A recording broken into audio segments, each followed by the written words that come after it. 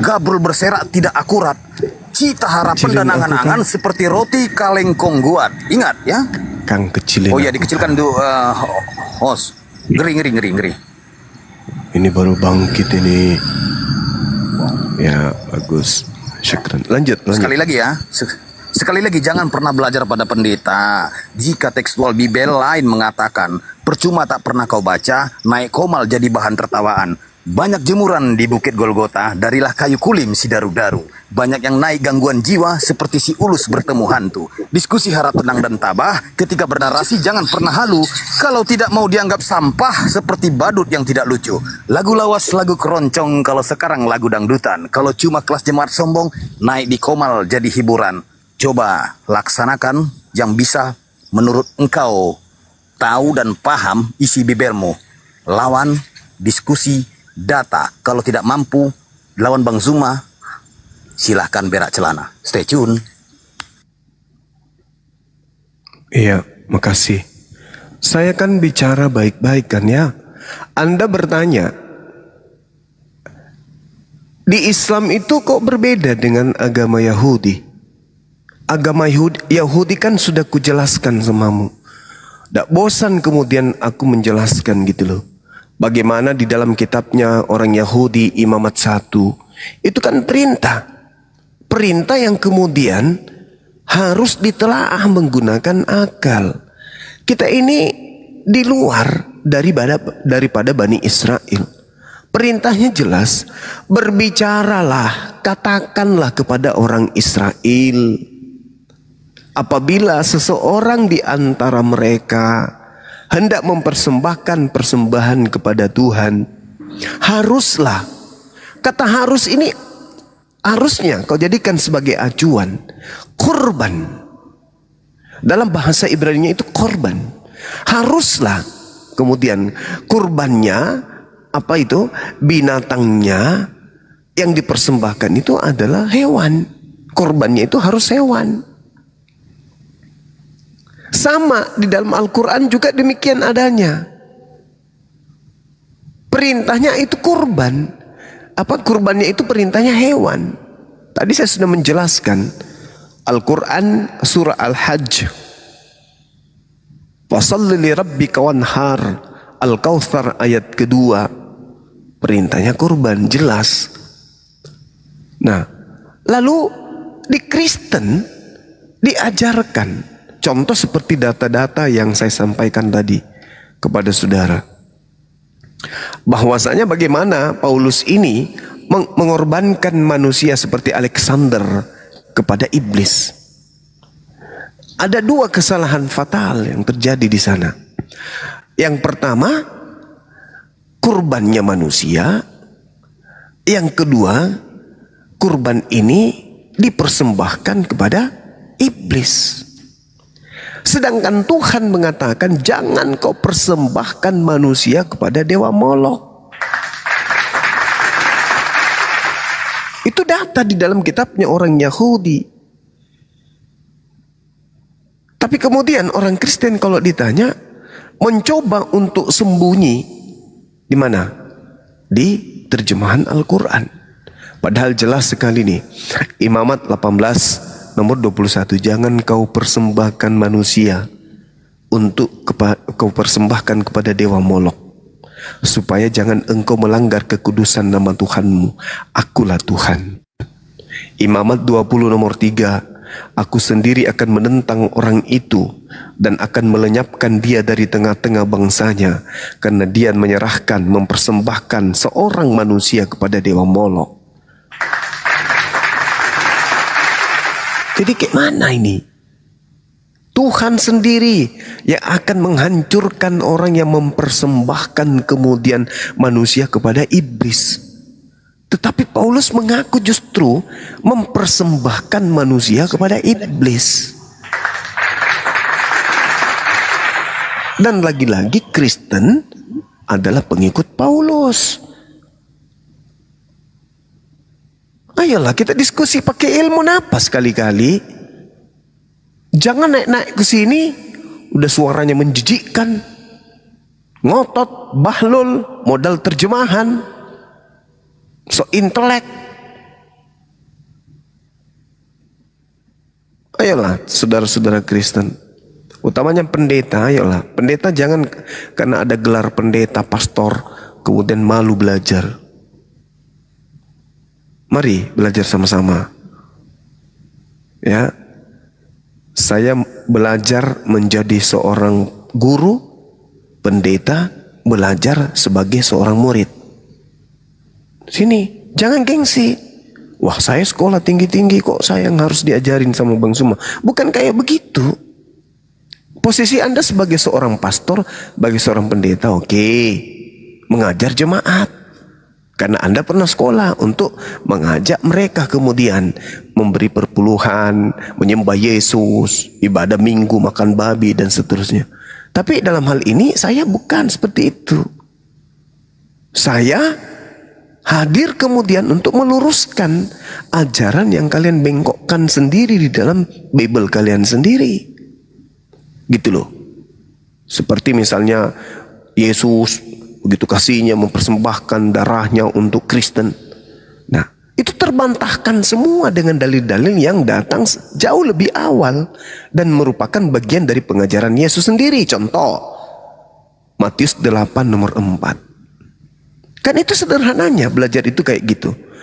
Yesus, ya paman, kamu mengajarkan orang yang sesaman dirimu mengorbankan korban apa?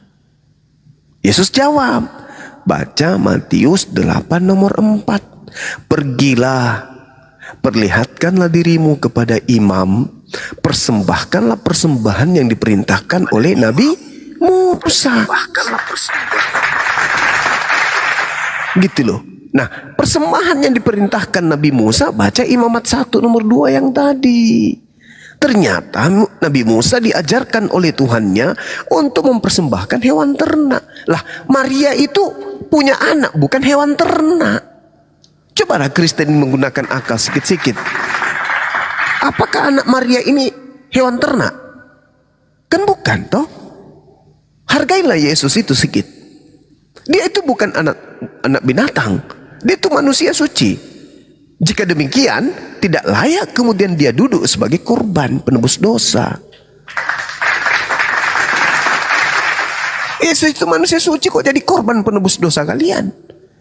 Yang menjadi penebus dosa dalam kaidah pengajaran Tuhan kepada Bani Israel, baik menurut Al-Quran maupun menurut kitabnya Yahudi, hewan ternak. Yang dikatakan hewan itu domba, kambing, sapi, lembu, bukan orang, bukan manusia. Inilah susahnya kalau jasad manusia tapi otaknya itu otak cacing. Gak bisa membedakan antara manusia dengan binatang. Yesus manusia disama-samakan dengan domba. Apalah kalian ini? Ya. Terus yang diutus ke sini itu yang kayak buncis. Apa?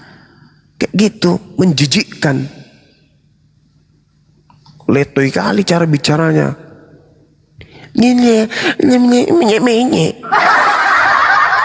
Belum lepas sih sehingga sandala labaga.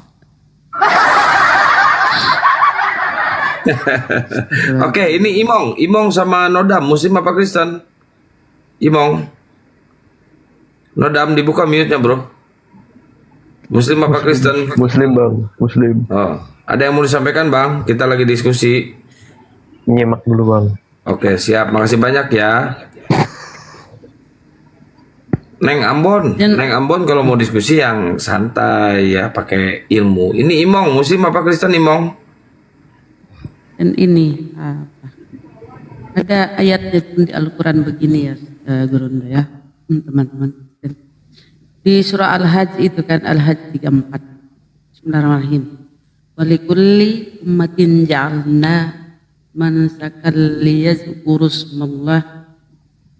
liyazkurusmallahi ala ma razaqahum min bahimatil an'am wa ilahukum ilahun wahidun falahu aslimu wa basyir mujabidin. Dan bagi setiap umat telah kami syariatkan penyembelihan kurban agar mereka menyebut nama Allah atas rezeki yang dikaruniakan Allah kepada mereka berupa hewan ternak Jadi selalu hewan. Poten aja nih yang mempersembahkan anak orang loh. Lanjut.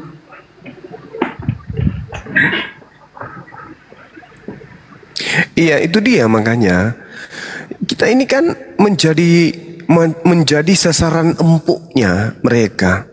Kita mau dikristenkan, kita mau dijadikan sama seperti mereka dengan berbagai macam metode, dengan berbagai macam retorika, cara sesuai dengan amanat yang ada di dalam Filipi 3 nomor 18. Tentang Yesus diberitakan baik dengan maksud mengelabui atau jujur, aku tetap bersuka cita. Tapi umat Islam itu ya nggak bisa diam aja dong. Umat Islam itu harus bangkit, menangkis, menepis, menolak, mengkanter semua pengajaran-pengajaran bullshit yang tidak berdasar kepada pengajaran Tuhan, kan gitu. Kita harus mengkanter itu. Nah, mengkanternya dengan cara yang baik. Tapi kayak mana kita mau baik kalau yang datang itu seperti yang buncis tadi itu, ingin mencari kemudian kelemahan Al-Quran? Tidak bisa, Cis. Gak bisa, bro. Gak bisa. Kami aja yang paham Quran ini mencari kelemahan tak kami temukan, apalagi kamu. Apalagi kamu cuma tabung gas yang dikasih roh. Gak bisa. Jadi alangkah baiknya, alangkah bijak dan arifnya ketika kamu itu bisa sampai kepada poin kebenaran untuk mengkaji, mengentaskan, menuntaskan, menguraikan semua isi Bible-mu terkait dengan imanmu kepada kami ini yang menjadi sasaran kristenisasi, kan gitu. Beritakanlah Bible kepada seluruh makhluk, kan gitu perintahnya kan. Jadikanlah semua orang Indonesia menjadi pengikutku, kan jelas itu dalilnya dalam kitabmu kan. Nah, maka karena itu bekali diri kalian ketika kami bertanya tentang agama kalian, jangan malah membahas tentang Quran. Di Al-Quran ini hanya diperintahkan untuk disampaikan, ud'u ila sabili rabbika bil hikmah. Diperintahkan aja untuk mengajak. Jadi tidak perlu kau pedalami itu, tidak perlu kau dalami, nggak perlu kemudian kamu menjadikan itu sebagai satu senjata untuk melemahkan iman Islam. Enggak. Silakan Anda tolak. Enggak, kami nggak mau Islam, nggak usah. Ya udah, selesai. Yang Anda harus perjuangkan ini adalah agamamu. Kenapa? Karena agamamu itu diperintahkan untuk diajarkan, untuk dijadikan semua bangsa menjadi Kristen. Matius 28 nomor 19, jadikanlah seluruh bangsa. Jadikan, kata jadikan itu adalah perintah. Kapan kalian tidak menjadikan, maka kalian berdosa. Karena kalian tidak melaksanakan perintah. Siapa yang tidak menjalankan perintah, maka dia berdosa. Kalau kalian tidak menjadikan kami sebagai Kristen, kalian berdosa. Jangan pernah mimpi masuk surga. Makanya kalian itu untuk menjadikan kami sebagai Kristen, kalian harus menguasai Bible. Jangan sampai kami lebih menguasai Bible Anda daripada Anda sendiri. Oleh karena itu, nggak usah kau bahas-bahas terjemahan Al-Quran. Ada sini ada kontradiksi antara Al-Quran surah Al-Isra. Nggak perlu. Kalau kontradiksi toh Al-Quran itu tidak diajarkan untuk dipaksakan agar kau menjadi beriman kepada Quran. Tak ada paksaan. La ikraha fiddin. Jadi tidak perlu kau bahas-bahas Al-Quran. Kamu tidak suka Al-Quran, ya udah lepas. Lepaskan. Berbeda dengan perintah yang ada dalam agamamu. Karena itu pergilah, jadikanlah semua bangsa muridku dan baptislah mereka dalam nama Bapa dan Anak dan Roh Kudus. Jadikan. Kalau kamu tidak menjadikan kami sebagai Kristen, kamu berdosa.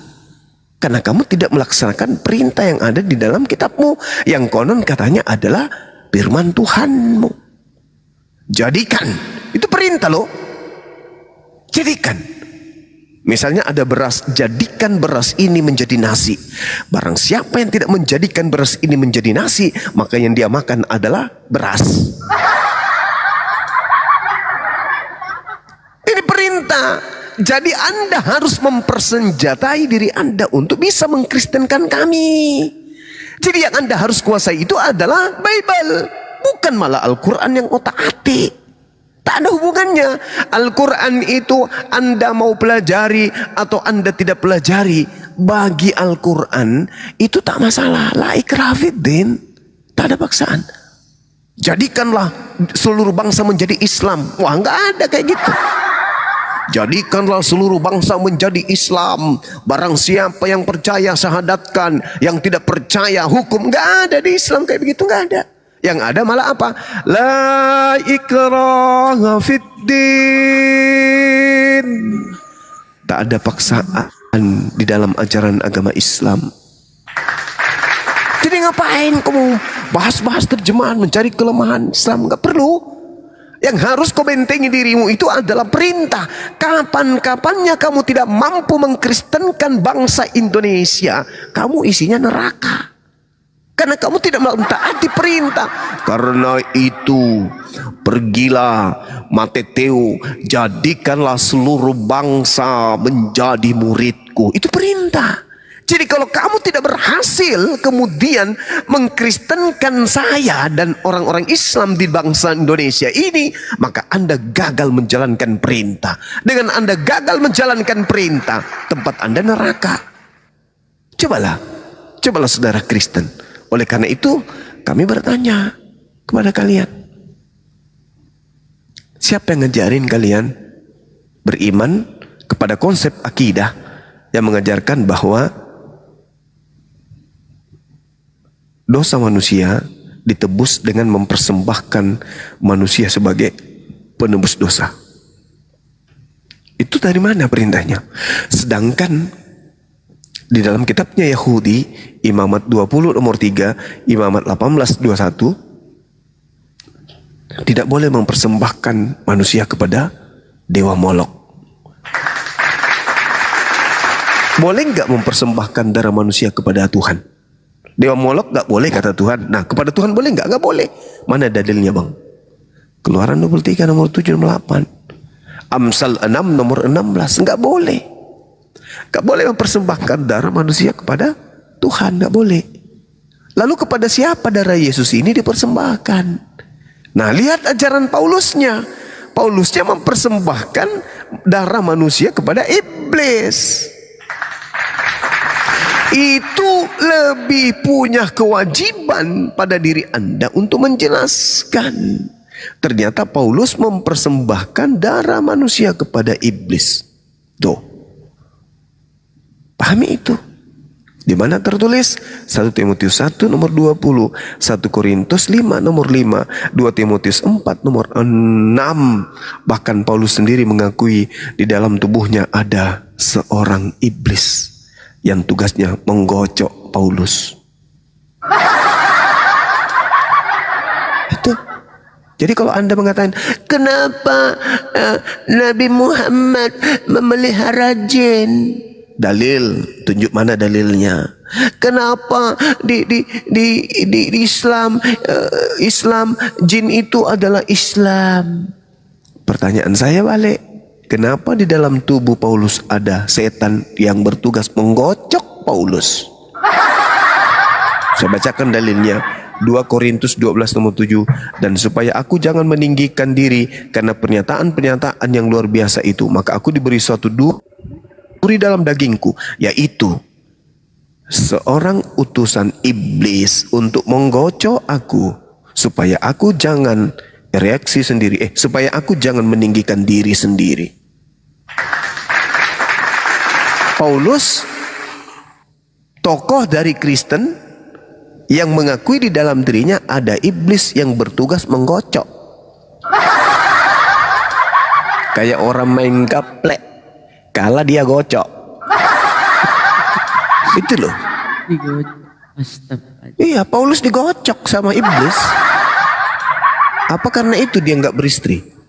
Kehabisan cairan? Bertanya lo aku. Bertanya lo.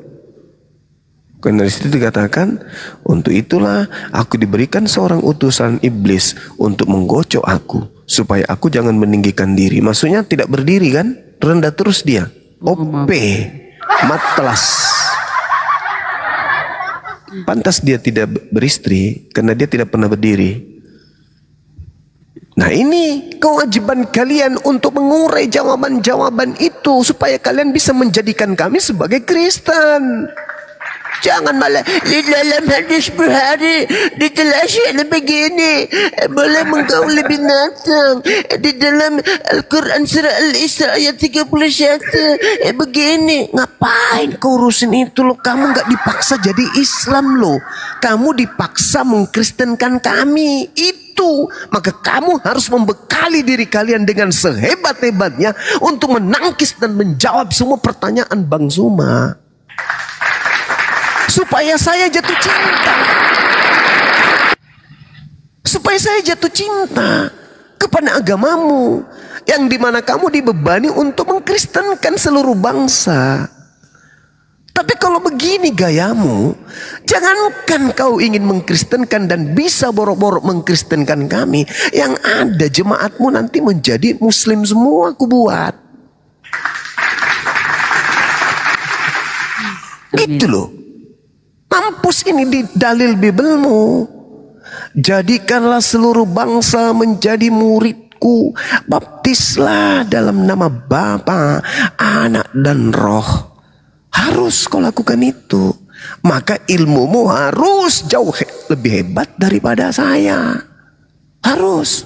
Supaya saya jatuh cinta kepada agamamu. Karena itu adalah amanat agung. Misi, visi dari agamamu, mengkristenkan seluruh bangsa. Saking gilanya untuk mengkristenkan, diperintahkan untuk melakukan penginjilan kepada seluruh makhluk. Nis senjin jo seluruh makhluk. Nis senji. Injo dikana makhluk, tiai manusia inji tiai. Nia anjo dikana kongkong. Nia ton dikana buaya, kodok, gorila, padalle, pararang, kak belama, anak cuntili, popo, parakang, kutu, kuman-kuman, bakteri, sapi betina, sapi jantan, anak sapi, kakek sapi, tante sapi, sepupu sapi, sapi usia lanjut, sapi yang tidak KB, sapi dan seterusnya. Eroknya singin jori injiri kak belama, tenanu pongor punaer ko pekaman jo agamanu. Nak keping ke buku rasa tak kupikir gitu. Ngapa nak manjo? Untuk itu kau harus mempertahankan akidahmu. Makhluk-makhluk yang ada di Sapiteng harus kau injili berdasarkan perintah kitab Markus 16. Mama Sapiteng. Ya harus. Makhluk-makhluk yang ada dalam kubangan-kubangan itu harus kau injili semua. Nah ini kau harus mempertahankan dirimu. Yang kau bahas Al-Isra, yang kau bahas istri Rasulullah, yang kau bahas hadis. Alamak, tak ada perintah di Islam jadikanlah seluruh makhluk menjadi Islam. Tidak ada. Al-Quran cuma mengatakan wa qulil haqqu mir rabbikum, kebenaran itu telah datang dari Tuhanmu. Barang siapa yang mau beriman silakan beriman, yang mau kafir silakan kafir. La ikraha fiddin, tidak ada paksaan di dalam ajaran agama Islam. Jadi tak perlu kau capek-capek belajar Islam itu karena kamu nggak dipaksa. Yang harus kau perdalam adalah materi ajaran agamamu, karena ada perintah jadikanlah. Nah kalau kau tidak menjadikan, kau masuk neraka. Ayolah saudara Kristen, pertanyaan saya ulang, dari mana Kristen ini mendapatkan pengajaran mempersembahkan manusia kepada setan? Tuh, Paulus. dari mana? Nah, Paulus kan? Nah oke. Paulus bagus. Bu Rahma sudah pintar. Di dalam 1 Timotius 1 nomor 20, Paulus mengajarkan mempersembahkan Alexander kepada setan. Kemudian dia mengajak orang-orang Kristen juga mempersembahkan manusia kepada setan. Di dalam 1 Korintus 5 nomor 1, orang itu harus kita serahkan dalam nama Tuhan Yesus kepada setan, sehingga binasa tubuhnya, agar rohnya diselamatkan pada hari Tuhan. Tuh, Dalilnya jelas kan? Jelas kan? Jelas. Jelas. Nah, sekarang ketika Paulus datang, yang tadinya ternyata yang disalibkan bukanlah Yesus manusia yang suci, tetapi seorang yang terkutuk, dirubah bahwa yang mati itu adalah Yesus untuk nebus dosa orang Kristen. Pertanyaan saya, Tuhankah atau setankah yang mau korban darah manusia? Jawab. Setan. Kalau setan jelas sudah terjawab. Tapi kalau Anda mengatakan Tuhan, mana dalilnya, Cak Ayu? Tunjukkan dalilnya. Gak ada kan? Maka benarlah kata Al-Quran, wa ikhwanuhum yamuddunahum fil gayyi thumma la yukasirun. Itu kata kitab suci saya. Apa artinya ayat itu? Dan teman-teman mereka, yaitu orang kafir dan orang fasik, membantu setan-setan dalam menyesatkan anak manusia, dan mereka teman-teman setan yaitu orang kafir tidak henti-hentinya menyesatkan anak keturunan Adam. Ya, seperti itu adanya. Jadi saya berharap ada dari Kristen yang bisa berdiskusi dengan baik dengan saya malam ini atau subuh hari ini. Silakan. Ya, baik. Ini ada bajak laut, Wahyu sama Slenger, Muslim apa Kristen? Dibuka mute-nya. Dibuka. Assalamualaikum warahmatullahi wabarakatuh. Waalaikumsalam. Waalaikumsalam. Terima kasih untuk saudara host. Assalamualaikum warahmatullahi wabarakatuh. Sudah bertahun-tahun saya mengikuti Bang Zuma, ini baru kali ini saya bisa naik. Alhamdulillah ada satu kesempatan untuk Bang Zuma dan teman-teman Islam yang lain. Salam sejahtera. Baik, langsung aja ke poinnya Bang Slenger. Kita lagi diskusi. Bang Zuma, saya ada pertanyaan ini. Kebetulan untuk si Fulus saya sudah catat apa informasi dari Bang Zuma. Nah, saya mohon karena ini saya menjelaskan ke beberapa saudara-saudara saya masih bimbang karena saya sudah memualafkan saudara-saudara saya. Alhamdulillah, cuma beliau tidak mau di forum seperti ini karena malu ya.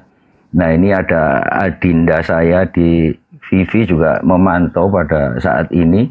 Mohon dijelaskan untuk Wahyu 51, gulungan kita bermaterai, kemudian Yesaya 29, 12:24 yang pernah dijelaskan Bang Zuma itu, kemudian hubungannya kan dengan Yohanes 16:7, Yohanes 14:16. Jadi mungkin kalau Bang Zuma yang menjelaskan mungkin lebih bisa mantap, bisa merasuk ke hati ya. Semoga bisa mendapatkan hidayah, juga bisa ikut menjadi mu'alaf. Harapan saya seperti itu. Terima kasih untuk semuanya. Monggo kalau diturunkan salam dari Surabaya. Terima kasih Bang Zuma untuk host. Terima kasih. Assalamualaikum warahmatullahi wabarakatuh. Waalaikumsalam warahmatullahi wabarakatuh. Ya, jadi betul, menarik ya. Yesaya 29 itu kita nggak perlu menguraikan. Kita hanya bertanya aja kepada saudara Kristen. Ketika dikatakan apabila kitab itu diberikan kepada seorang yang tidak membaca, yang tidak dapat membaca, dengan berkata, bacalah atau ikra, maka ia menjawab, aku tidak dapat membaca. Tolong, ini nubuah. Apabila artinya sesuatu yang akan terjadi. Nah, pertanyaannya, manakah itu terjadi? Di mana Allah, di mana Tuhan pencipta langit dan bumi kemudian memberikan kitab termaterai, dan orang yang diberi kitab itu berkata, aku tidak bisa membaca. Dan ini satu-satunya kemudian kitab yang ada di tengah-tengah kita yang santer antara Islam Kristen yang tidak bisa kemudian dibaca oleh orang yang mampu membaca. Orang Kristen ini mampu membaca nggak? Mampu. Coba kasih Quran. Bisa nggak dia baca? Nggak bisa. Sekarang orang Kristen mampu membaca? Mampu. Kasih Bible. Bisa nggak dia baca? Bisa. Jadi di sini diterangkan kitab yang tidak bisa dibaca oleh orang yang bisa membaca. Kan gila. Orang Jepang bisa baca Bible? Bisa. Orang Cina bisa baca Bible? Bisa. Orang Thailand bisa baca Bible? Bisa. Orang Indonesia baca Bible? Bisa. Orang manapun baca Bible? Bisa. Tapi ketika mereka diberikan kitab termaterai, orang Jepang yang bisa membaca tadi suguhkan Quran, bisa dia baca? Enggak. Jepang terlalu jauh Bang Zuma. Orang yang moncongnya panjang di Indonesia ini, yang suka menghujat Al-Quran, kasih Quran, bisa nggak dia baca? Nggak bisa juga. Jangan di Jepang, di Indonesia aja. Para penghujat ini bisa nggak baca Quran? Nggak bisa. Artinya bahwa ketika terjadi sebuah pembicaraan di dalam kitabnya orang Yahudi, apabila kitab itu diberikan kepada seorang yang tidak dapat membaca dengan mengatakan Iqra, baca, maka ia akan menjawab, aku tidak dapat membaca. Nah, sekarang itu terjadi di mana? Nabi mana yang pernah mendapatkan kitab seperti ini? Nabi Musa kah? Kaumnya bisa membacanya. Orang-orang bisa membacanya. Dan itu tidak pernah terjadi. Nabi Musa pernah diperintahkan membaca. Wahai Nabi Musa, ya paman, Iqra, baca. Gak bisa. Gak ada yang di dalam sejarahnya Nabi Musa seperti itu. Daud tak ada. Salomo tak ada. Yesaya pun tak ada. Samuel, Daniel, Harun tak ada. Yesus tak ada. Tapi kalau kepada baginda Rasulullah Muhammad SAW, Iqra Bismi rabbikal ladzi khalaqa khalaqal insana min 'alaq. Iqra wa rabbukal akram alladzi 'allama bil qalami 'allamal insana ma lam ya'lam. Kalla innal insana la yatagha ar-ra'ahu istaghna inna ila rabbika ruj'a ara'aita alladhi yanha 'abdan idha shalla ara'aita in kana 'alal huda aw amara bit taqwa ara'aita in kazzaba wa tawalla la alam ya'lam bi anna Allah yara. Kalla.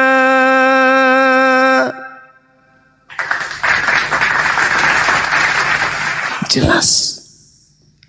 Ada yang selain daripada Nabi Muhammad? Tak ada. Subhanallah. Begitu juga kalau ada yang diterangkan di dalam kitab Wahyu berapa tadi? Kitab Wahyu 5, data nomor 1. Aku melihat di tangan kanan dia yang duduk di atas takhta sebuah gulungan kitab yang ditulisi di sebelah dalam dan di sebelah luar dan dimaterai dengan 7 materai. Itu juga tak ada. Nggak ada juga. Jadi hendak kemana kita berpijak sebagai orang yang datang belakangan ketika disajikan informasi-informasi di mana hampir seluruh manusia sudah bisa kemudian menggunakan internet, membaca situasi dunia, mendapatkan ilmu dari berbagai macam tempat, kondisi, situasi. Masa masih mau memperbodoh diri? Masih mau memelihara kebencian? Setelah Islam datang kemudian memberikan, menguraikan, menjelaskan tentang kebenaran itu, masih mau juga memperbodoh diri. Sampai pada akhirnya ajal datang, masuk ke alam kubur, mimpi-mimpi, hayalan-hayalan, angan-angan yang kemarin, mati langsung surga. Mana buktinya? Tak ada. Ayolah saudara, Islam datang kemudian mengajak ahli kitab dan bahlul kitab untuk menuju kepada jalan keselamatan. Itu Al-Quran. Allah Subhanahu wa ta'ala menjelaskan kaidah itu. Ya, saya jelaskan sedikit sebelum diambil alih. Belum ada Kristen kan di sini ya? Masya Allah, Bang Fei, barakallahu fikum. Dijelaskan di dalam Al-Quran ini secara garis besarnya bagi kita pemula untuk belajar tentang dialog lintas agama atau perbandingan agama. Kita lihat di dalam Al-Quran surah Al-Ma'idah ayat 12, apa kata Allah? Walaqad akhazallahu mitsaqa bani Israil wa ba'athna minhum عشر نقيبا وقال الله إني معكم لئن أقمتم الصلاة وآتيتم الزكاة وآمنتم برسلي وعزرتموهم وأقرضتم الله قرضا حسنا لأكفرن عنكم سيئاتكم ولأدخلنكم جنات تجري من تحتها الأنهار فمن كفر بعد ذلك منكم فقد ضل سواء السبيل. Itu Al-Quran menjelaskan demikian. Wahai Nabiku Rasulullah Muhammad sallallahu alaihi wasallam, aku kabarkan kepadamu melalui Roh Kudus dulu sebelum aku mengutus engkau sebagai khataman nabiyyin, aku pernah memilih dan mengambil perjanjian dengan Bani Israel loh. Aku mengangkat mereka loh. Aku angkat 12 pemimpin di antara mereka. Aku jadikan raja di kalangan mereka. Bahkan aku berfirman kepada mereka loh. Apa kataku kepada mereka? Inni ma'akum. Aku bersama engkau wahai Bani Israel. Tapi apa yang terjadi wahai nabiku? Bima naqdihim mitsaqahum la'annahum wa ja'alna qulubahum qasiyah. Tetapi mereka wahai nabiku, kamu tahu, mereka melanggar janji itu. Maka apa yang terjadi? Aku melaknat mereka wahai Rasulku Muhammad. Aku buat hati mereka keras membatu, karena mereka suka mengubah firmanku dari tempatnya. Mereka sengaja melupakan sebagian firman yang telah kuperingatkan kepada mereka. Engkau wahai Nabiku Muhammad senantiasa akan melihat pengkhianatan dari mereka, kecuali hanya sekelompok kecil di antara mereka yang tidak akan berkhianat.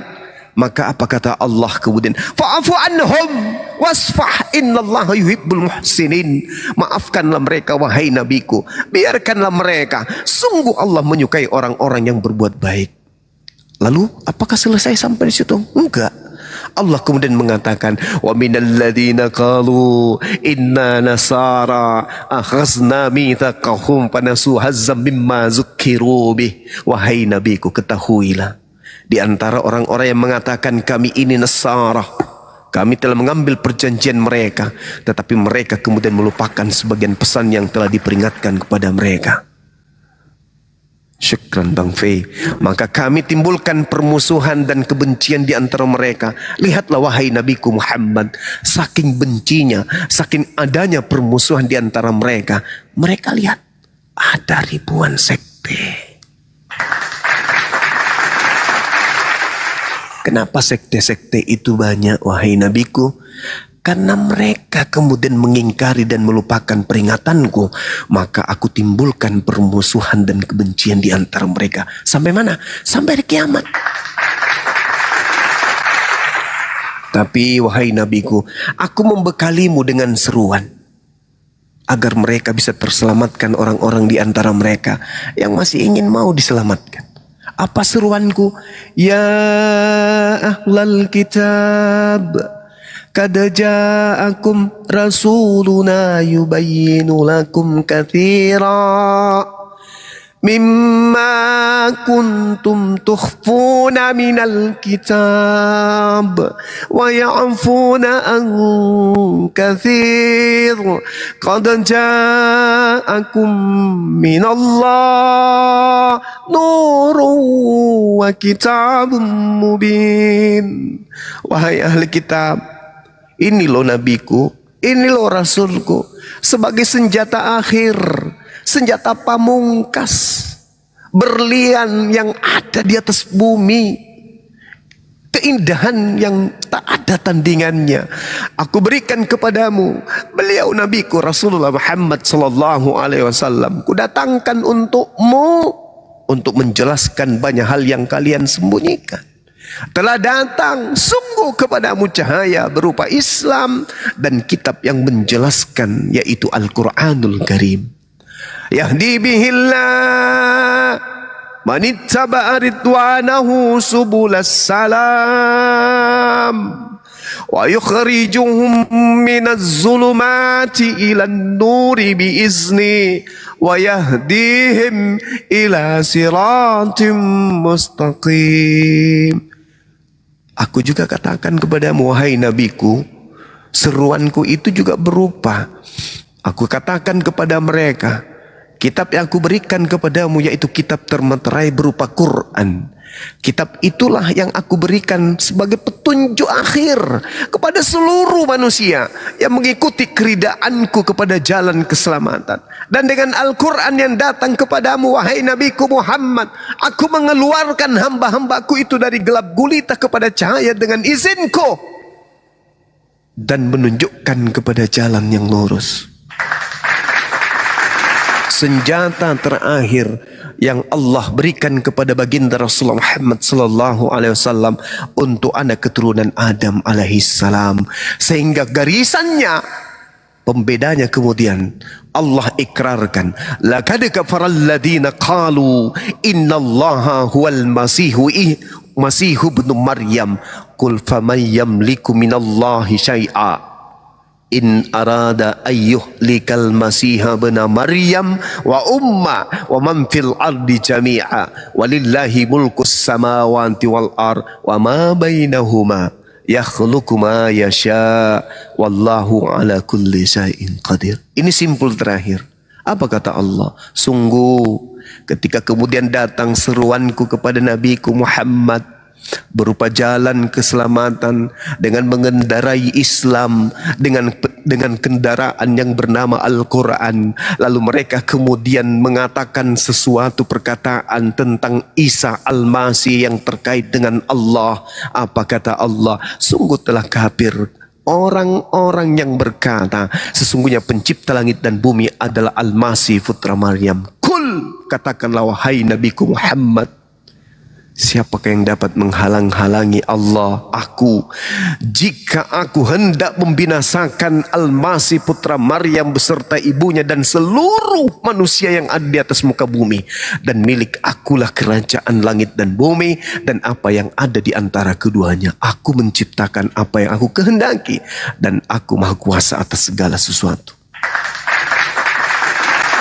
Ini diperintahkan oleh Allah untuk disampaikan. Tidak seperti yang tadi, jadikanlah seluruh bangsa menjadi muridku. Nah kayak gitu Islam itu enggak. Al-Quran cuman menyeru, ya lal kitab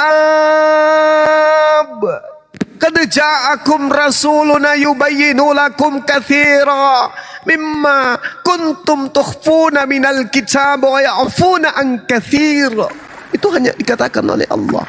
Wahai ahli kitab, syukran sahabat P, sungguh Rasul kami Nabi Muhammad telah datang kepadamu, menjelaskan kepadamu banyak hal dari isi kitab yang kamu sembunyikan, dan banyak pula yang dibiarkannya untuk tidak dijelaskan. Sungguh telah datang kepadamu cahaya berupa Islam dan kitab yang menjelaskan, yaitu Al-Quran. Yahdi bihillah manittaba ridwanahu subulas salam. Dengan Al-Quran itu Allah memberi petunjuk kepada orang yang mengikuti keridaannya. Yang mengikuti aja, yang tidak mengikuti enggak juga. La ikraha fiddin. Al-Quran hanya petunjuk bagi orang yang mengikuti keridaan kepada jalan keselamatan. Tidak sama seperti yang tadi, jadikanlah seluruh bangsa menjadi muridku. Yang percaya dibaptis, yang tidak percaya dihukum. Subhanallah. Jadi saudara-saudara Kristen ini tidak perlu Anda susah payah mana kelemahan di Islam. Enggak perlu kau cari kelemahan, karena tak ada paksaan untuk Anda berislam. Tak perlu. Yang harusnya kamu cari adalah apa kelemahan Bibelku, di mana harus aku tutupi, apa yang harus aku lakukan, upaya apa yang harus aku berikan supaya agama Kristen ini terlihat sempurna, agar mereka semuanya bisa menjadi pengikut Yesus. Itu yang harus kamu perjuangkan. Ketika Bang Suma menghantam Paulus itu adalah nabi yang mengatakan, dia berkata bukan atas firman Tuhan, maka aku harus membackup pernyataan Paulus itu dengan dalil ini. Itu yang harus Anda siapkan. Ketika kemudian Bang Suma mengatakan bahwa Yesus berkata, waspadalah kepada Yesus palsu yang datang menyesatkan banyak orang, maka aku Kristen harus mempertahankan senjata dengan menggunakan dalil-dalil ini. Itu yang harus Anda bekali diri Anda, bukan malah ke Al-Quran. Konon Al-Quran itu membacanya pun tak sanggup, malah kau bahas-bahas Al-Quran. Yang ada nanti jatuhnya kau menjadi penghujat, penista. Habis itu Anda menyalah-nyalahkan polisi. Wah, kalau kami membahas Al-Quran langsung ditangkap loh. Gimana kamu gak ditangkap? Ilmumu gak ada membahas Al-Quran tapi menghujat Al-Quran. Ya ditangkaplah. Hapuskan 300 ayat-ayat Al-Quran. Apa pula? Al-Quran itu adalah dongeng. Apa pula? Membacanya pun kau tak sanggup. Jadi jangan kau gunakan kaidah itu. Yang harus kau perjuangkan adalah Matius 28 nomor 19. Jadikanlah seluruh bangsa menjadi muridku. Baptislah dia di dalam nama Bapa, nama Anak, dan nama Roh Kudus. Itu yang harus Anda perjuangkan, sehingga seluruh orang Islam yang ada di Indonesia ini bisa menjadi Kristen. Pertahankan akidah Anda kemudian. Pertahankan kemudian agama Anda untuk supaya dianut oleh semua orang. Dengan cara apa? Membantah semua argumentasi Bang Suma dan kawan-kawannya apologet Islam. Kalau Anda menemukan sesuatu yang keliru menurut hitungan tafsiran pengetahuan Anda tentang Al-Quran, ya silakan aja, toh Anda nggak dipaksakan. Yang harus Anda pertahankan ya ini, di mana Anda harus memaksakan. Jadikanlah seluruh bangsa menjadi muridku. Itu paksaan. Itu paksaan. Jadikanlah seluruh bangsa menjadi muridku. Itu pemaksaan, Cak Ayu. Maka dengan konsep pemaksaan ini, di mana kamu mengusung agama kasih, maka agama kasihmu itu harus kau pertanggungjawabkan agar seluruh bangsa bisa melihat dan bisa kemudian mendapatkan pelajaran bahwa Kristen itu adalah betul-betul jalan keselamatan menuju kepada jannah, kepada surga. Tapi saudara, kalau hanya dengan modal seperti ini, mustahile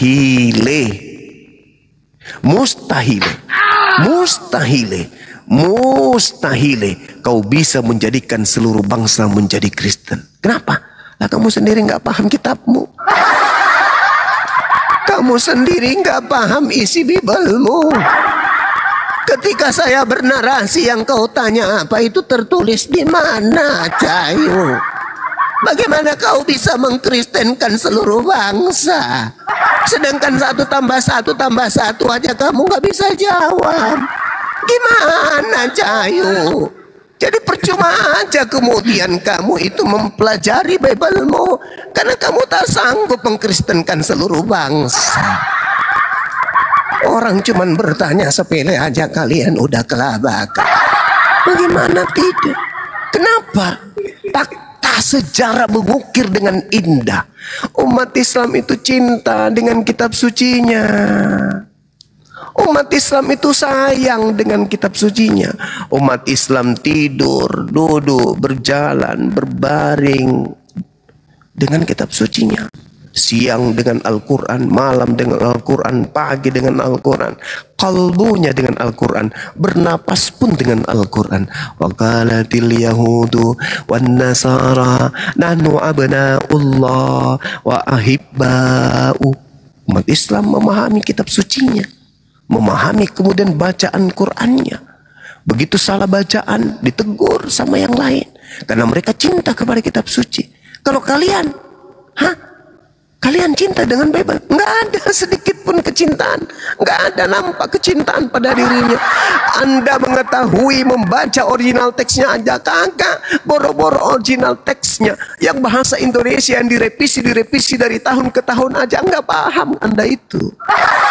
Bagaimana Anda bisa mengkristenkan seluruh bangsa sementara Anda sendiri buta tentang Bible, buta aksara Bible kalian itu? Bagaimana Anda bisa kemudian menjadikan seluruh bangsa menjadi Kristen? Gak bisa. Gak bisa. Apalagi sekarang sudah hadir di tengah-tengah kalian Bang Suma. Berat paman, susah. Oh, pendeta bayaran aja pada mencret. Gimana dong? Ya, kesimpulan akhirnya kalian terlanjur Kristen. Pertanyaan lanjutannya adalah, mau tidak kalian belajar? Masya Allah. Wow, Masya Allah.